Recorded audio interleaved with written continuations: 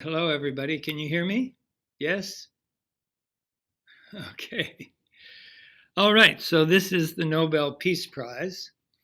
And I'm going to start by revisiting what happened last year because there have been some major developments, to say the very least.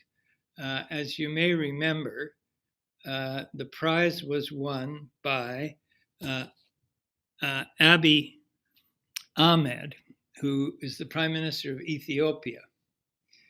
And he had done a marvelous thing. He had stopped a 20-year war with Eritrea, which is right next to Ethiopia on the coast.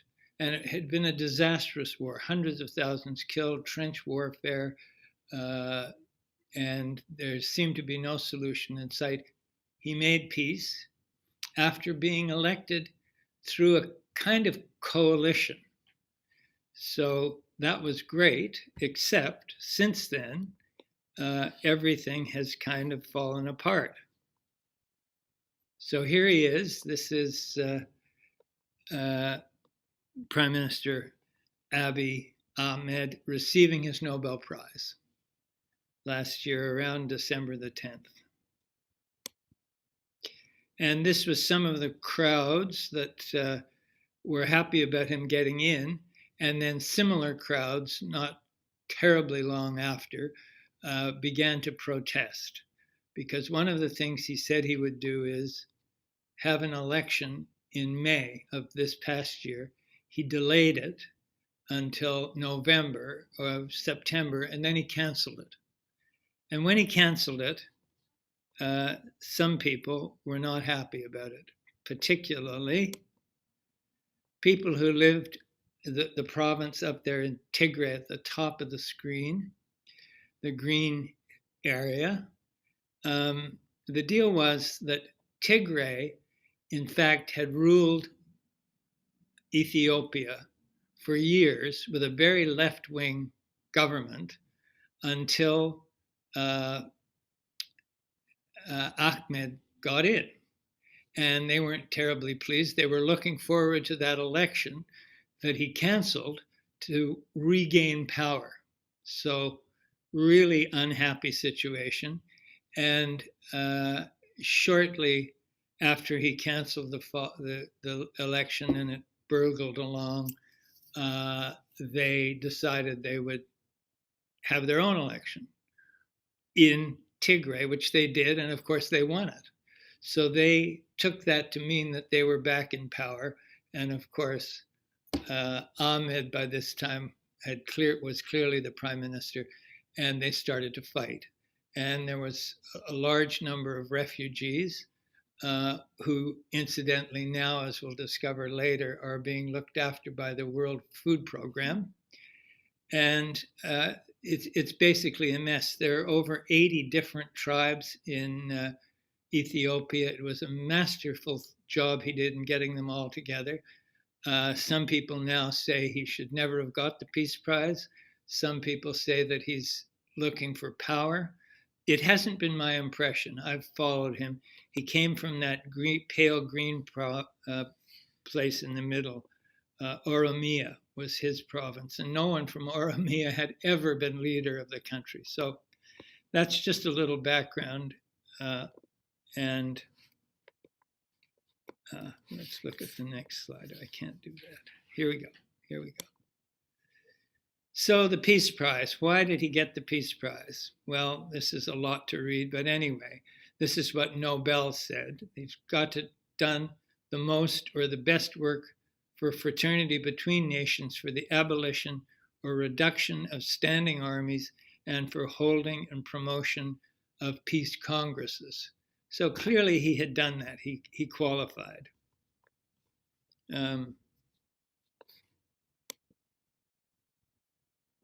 But it's been controversial, and people have brought up, should he in fact have got the Peace Prize?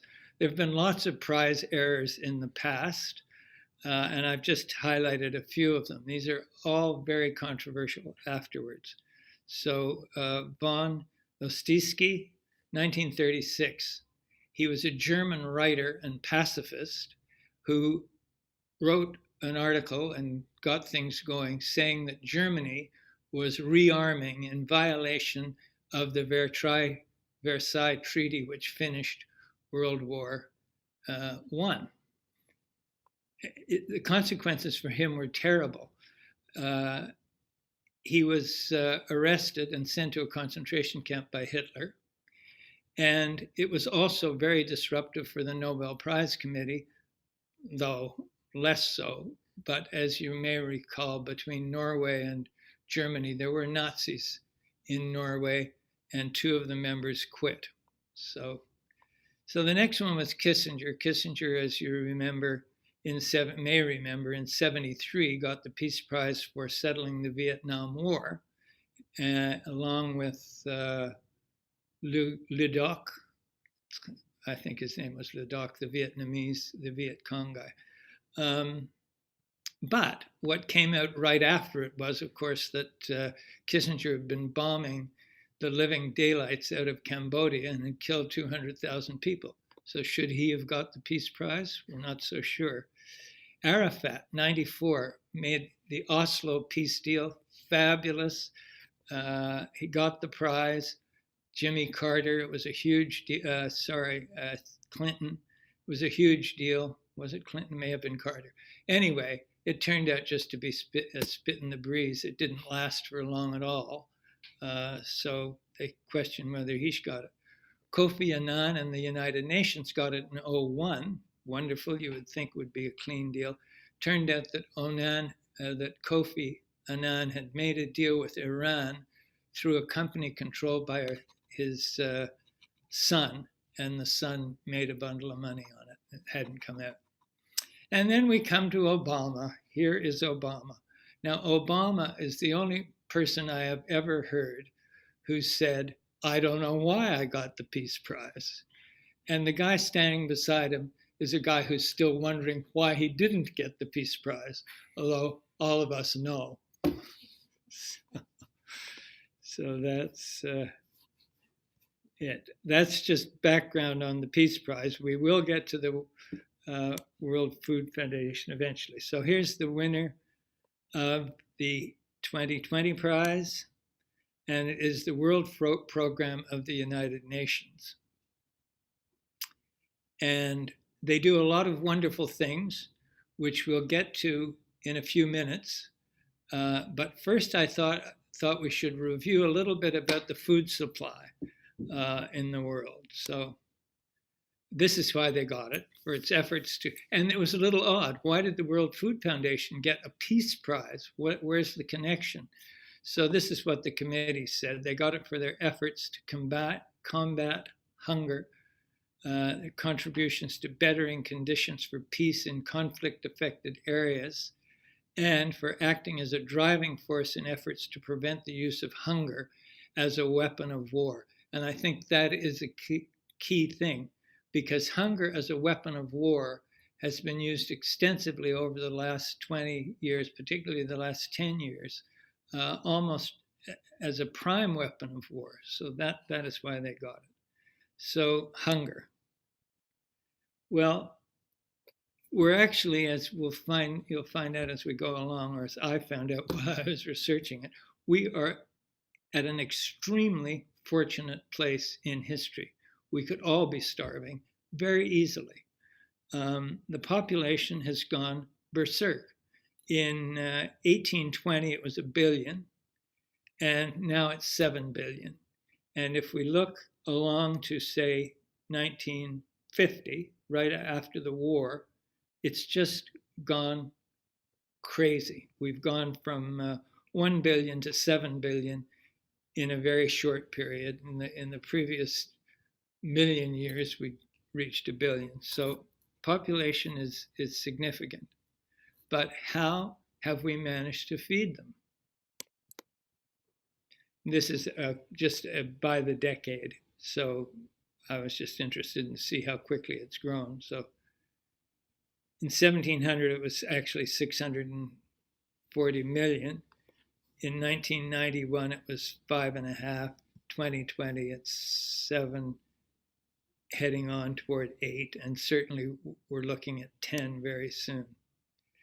But lo and behold, the population shot up, but so has world food production, starting about the same time. It really took off 1800, but then if we look at 1900, and then this is getting up into the 60s, it just skyrocketed. So yes, the population was exploding, but so was food production. So why was that? Well, it had their factors that so your microphone's operated. Factors affecting food production. I think we've been through those. Hunger falls faster in countries with higher population growth. And also, the way we use land has changed. We use far less land. This is just changing. It'll keep going from 1700 through 2000. I'll let it run a couple of times, and you can see the arable land changes a lot. And partly because we need less land for food production now. You'll notice 1700, a lot of Africa was being used, and now very little. So I just thought that was interesting. And we have some people to thank for that. The Mayans and the Aztecs, the Peruvians are now the Incas as well. I should have credited the Incas. And this is the Mayan god of, can we guess? Corn. Corn became a major, major contribution to life on Earth. And we think of the Spanish exploiting the Aztecs and running down through Peru, the Incas and so on, carting all that gold back to Spain and becoming very wealthy for a while. But in fact, the real gold from the New World was corn. And the second one was potatoes. There's quite a number of studies that show had potatoes not come along, the British Empire would never have existed, because there were no potatoes until 1700 or whatever, and they fed not only the Irish, but a lot of the British and a lot of the world as well. And they could carry them on boats and so on. So, but corn, great, potatoes, fabulous, but we're all here today because of nitrogen. That is what has caused the huge increase in food supplies since 1960. And nitrogen is an amazing story. Nitrogen is made by combining nitrogen from the air and hydrogen, which is produced by methane and various things, under pressure and high temperature. And it was first done in 1913 by somebody called Fitz Haber. And he also had a partner whose name was Bosch, whom we may have appliances in our kitchen, and doubtless the same family. The thing was that up until then, the world had been using fertilizer from guana, mostly from guana, and the supplies were running out. It was in Peru. There was one other thing where they got their nitrates from, but a lot of it was guana. It was running out, and it was fertilizing the world. All crops were, of course, were organic. Before fertilizer, they were organic. The thing about doing this process through nitrogen is it produces ammonia, which produces fertilizer, but it also produces nitrates, as in nitroglycerin, very dangerous compound.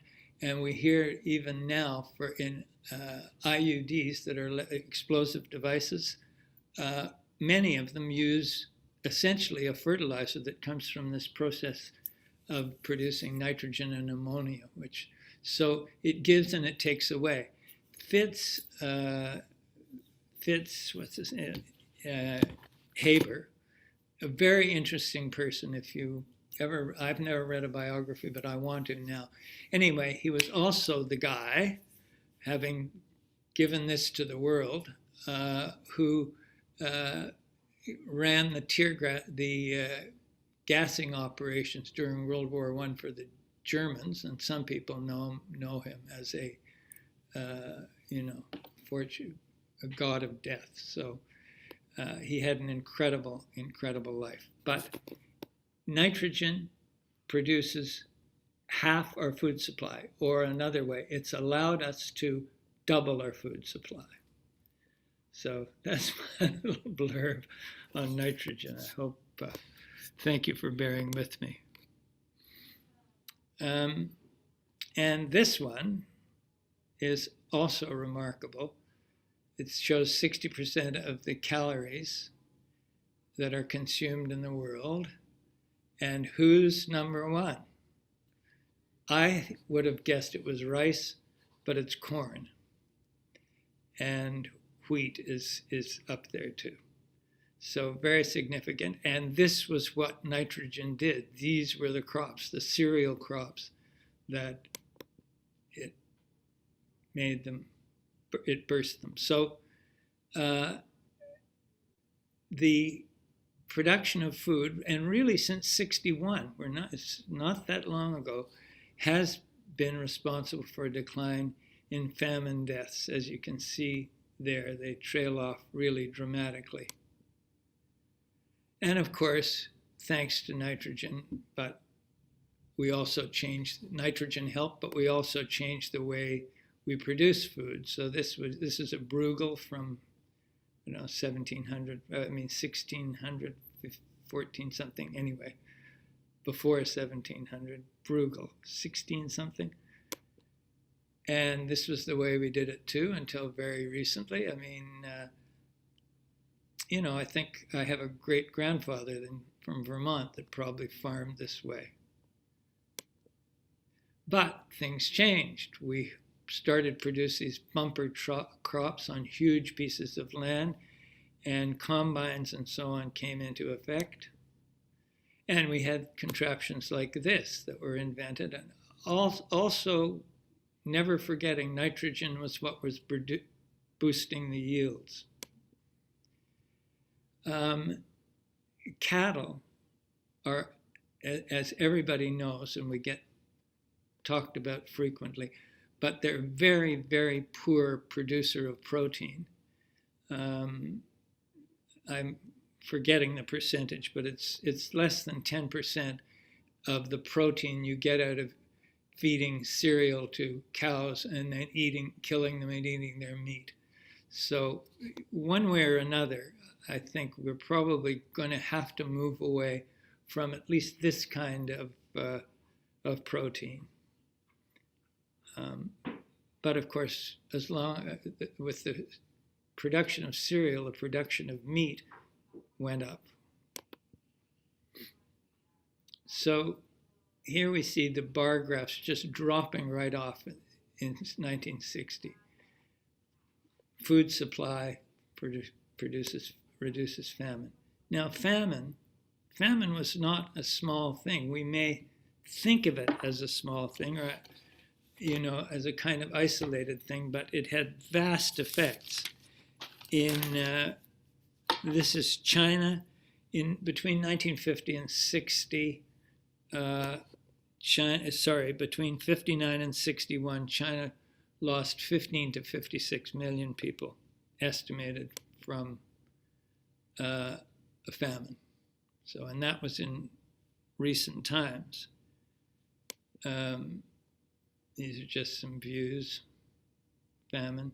And we don't think of it any longer as a crushing thing. As when I was a kid, we always had to eat everything on our plates to help the starving Chinese. Russia didn't do very well either. In 1932 to 33, they lost 3 million to famine. Very sad. Japan, another, had a whole series of famine that wiped out significant portions of the population. I don't have a slide for it. North Korea lost between an estimate, because we never know, 200,000 and 3.5 million as recently as 94. They weren't part of the World Food Program. So the World Food Program didn't start way back when. It started in 1961, which was when we had solved our food supply problem to all intents and purposes. And it didn't start off as a World Food Program per se. It was really meant for natural disaster relief. So if you had hurricanes, tornadoes, tsunamis, the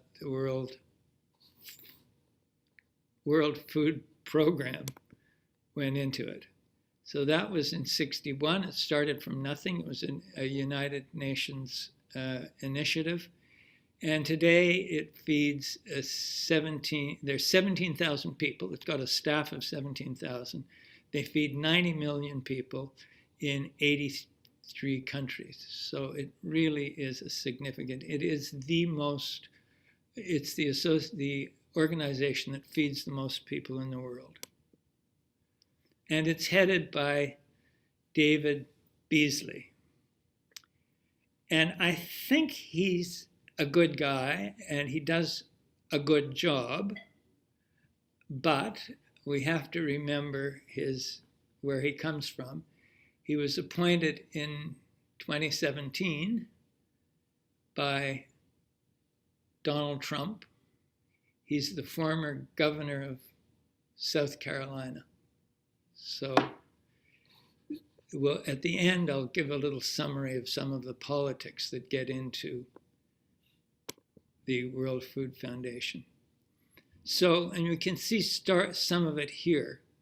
It started in 61, and then they started to have nations running it. So the Netherlands were the first, then India in 68.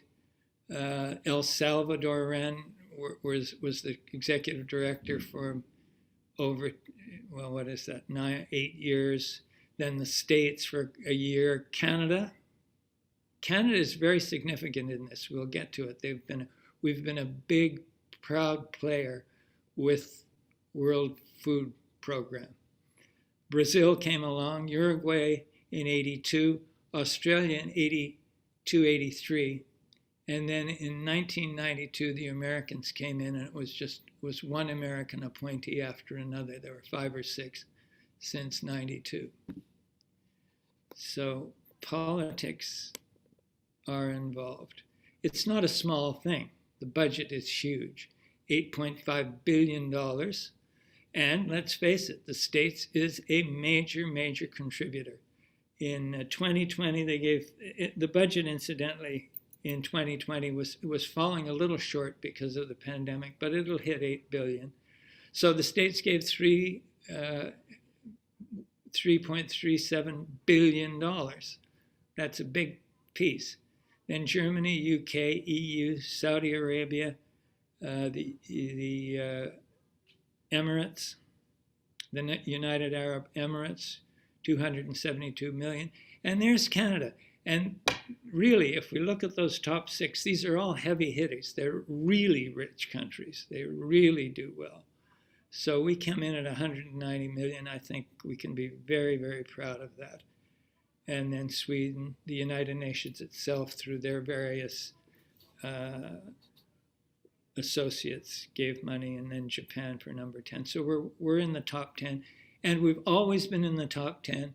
And this year, for the first time, in May, the World Food Program opened an office in Ottawa. So we can be very proud of our contributions. Now, we think of the World Food Program as feeding people. And we'll get on to the types they do. Where they're refugees and people displaced is when they get in. But they do a lot more. They have to be invited by a country to come in. But when they get in, they look over all the resources of the country, and they really try to encourage them to be resilient, to start growing their own food, to help there. They help in emergencies that are quite apart from the reason they were called in. They try to build up the country and infrastructure. They have a huge school meals program.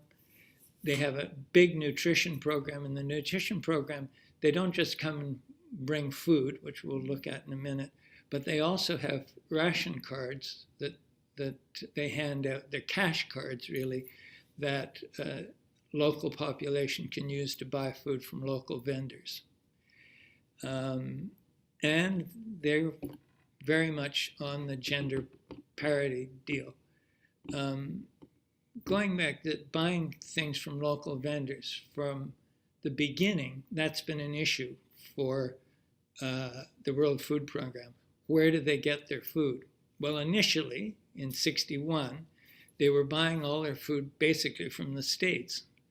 And that has gradually disappeared, and now they buy from a full range of suppliers.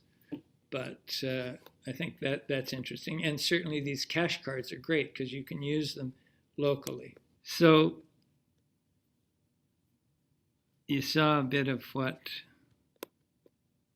the supply chain, yes, we got out of it. So thank you for bearing with me. I don't think you had the sound on the supply chain, but really, along with the nutrition and the food supply, the supply chain is what's important, and we've heard a lot about it in the pandemic. But as you saw, they have 30 ships, 100 airplanes, 500 trucks, and that's the core of it. And that's the core of I came to realize as I was looking at this, and it's more on supply chain. That's how we keep going. The food is there, and you've got to get it to people. So that huge structure is important. So Yemen, these are just some shots. Yemen is one of the places that the World Food Program is very active in now. There's a few slides of that, just to give you an idea of where they are and what they're doing. South Sudan, they're very active in South Sudan these days. And Burkina Faso, Mali, and Niger are other these are current programs. And they come and go. Once a country gets back on its feet, they may move out. Food insecurity. So this is the numbers of people that are food insecure in any given year, and that probably will need some help, likely from, if not from the World Food Program, from somewhere else. One of the things they do, and they've become very active in it, is climate change. And climate change is going to be a huge issue. We all talk about it. It's hard to get our minds around it, but there's no question it's having devastating effects in Africa. We're kind of relatively okay, but you can't help but feel we're sort of out at the end on the edge of the cliff. And as this protester shows, there is no planet B. And I honestly feel, and having gone through a lot of the research just for this program, it is a genuine risk. We have to do something about it and come up with programs that will work to combat it. So I'm confident we are going to be successful. And this comes down to zero hunger, which is one of the aims of the World Food Program. So this is what they're hoping to do.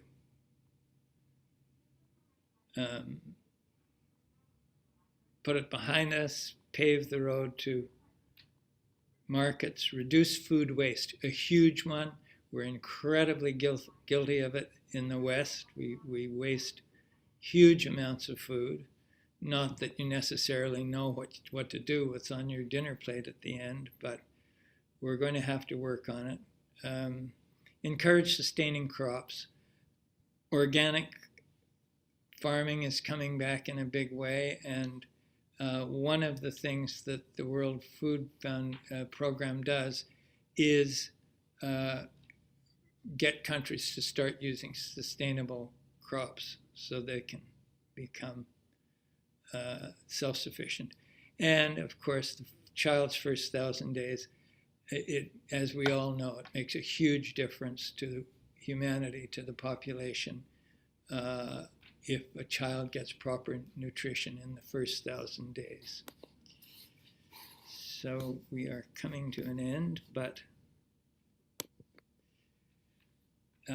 yes, so that's all the very good things that the World Food Program does.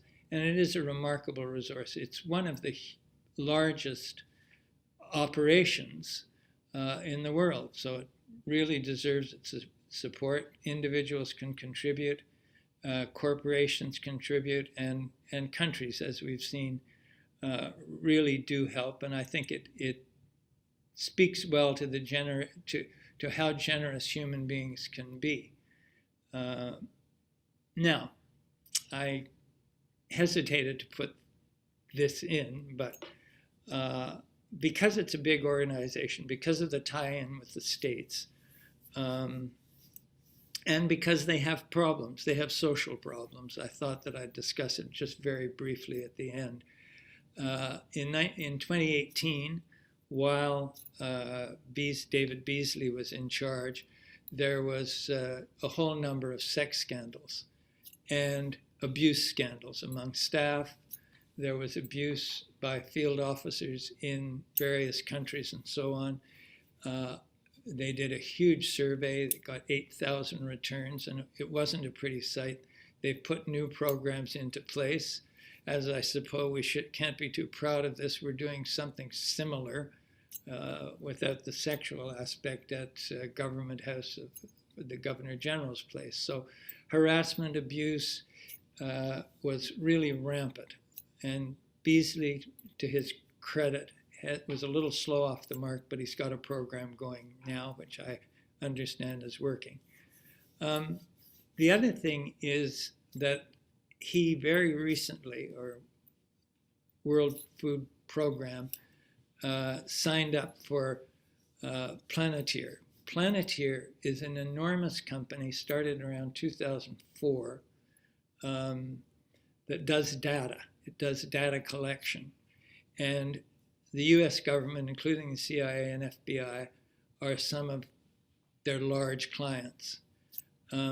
So they have now taken over the data handling for the World Food Program. And some people are concerned about it. You say, well, why? It's a good thing. And they do a very good job. They're very efficient.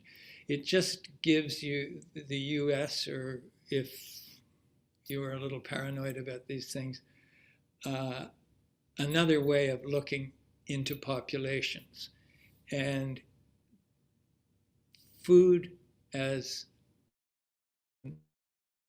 really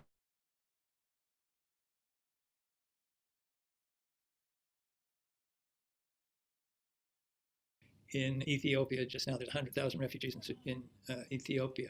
So it is in a sense a weapon of war. So we have to be a little nervous that a major US corporation with close ties to the US government is running it, because I have great faith in America, and it's the cup of light for the world. I'm sure that I would rather have them run it than Alibaba in China or somewhere else, but it's just something we have to keep in mind. So that's the presentation. I thank you all for paying attention. I don't know if you learned anything, but I did in researching it anyway. Next week, Valme, the person I live with, my spouse, my wife, is going to be presenting the Literature Prize for Louise Gluck. She's a poet, an excellent poet, an interesting poet, and an amusing poet, and someone that Valme, when she was at Bennington, met and talked to. So she'll have some wonderful insights into that. I also want to thank very much Debbie, who's put the program on, and it's been fun for me to participate in it. And this is the second year. I hope if I'm invited to do it again, that we'll all be in the same room at the same time. That would be nice. And I also, of course, want to thank Bill Brown, who's responsible for the program and running it, and then also invited Valme and I to take part in it. So thank you, Bill, and thank you, Debbie.